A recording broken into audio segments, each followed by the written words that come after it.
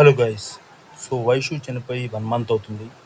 So ఇప్పటివరకైతే వాళ్ళ కుటుంబానికైతే ఎలాంటి న్యాయం జరగలేదు.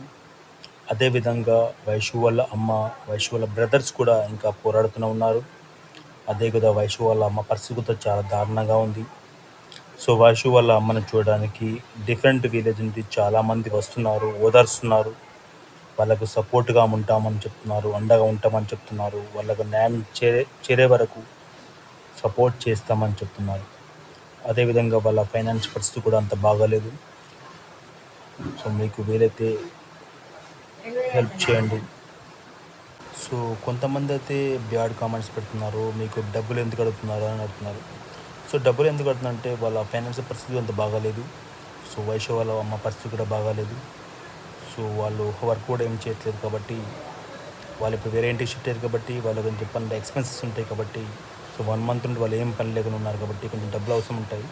సో మీకు తోచినంత డబ్బులు అయితే సహాయం చేయండి. కానీ బ్యాడ్ కామెంట్స్ అయితే పెట్టకండి. కొంతమంది మీరు డబ్బులు ఎందుకు కడుతున్నారు, వయసు గురించి న్యాయం చేస్తున్నారు కదా, వయసు గురించి పోరాడకుండా డబ్బులు ఎందుకు కడుతున్నారు, అంత డబ్బులు ఏం చేస్తుంటారు అడుగుతున్నారు. కొంతమంది అంటే మీరు యూట్యూబ్తో చాలా డబ్బులు సంపాదిస్తున్నారని చెప్తున్నారు. వాళ్ళ యూట్యూబ్ నుండి ఏం డబ్బులు వస్తున్నాయని నాకు అర్థం కాలేదు.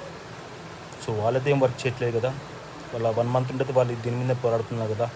మన జగిత్యాలు కూడా వెళ్ళారు కేసీఆర్ గారిని కలవడానికి, కానీ కలవలేకపోయారు. సభ దగ్గర వరకు వెళ్ళిపోయారు కానీ కలవలేకపోయారు. వాళ్ళ యొక్క కలిస్తే వాళ్ళ యొక్క గోడు చెప్పుకోవాలనుకున్నారు కానీ కలవలేకపోయారు. స్టేజ్ మీద ఉన్న వాళ్ళు కూడా ఒకరు కూడా పట్టించుకోలేదు.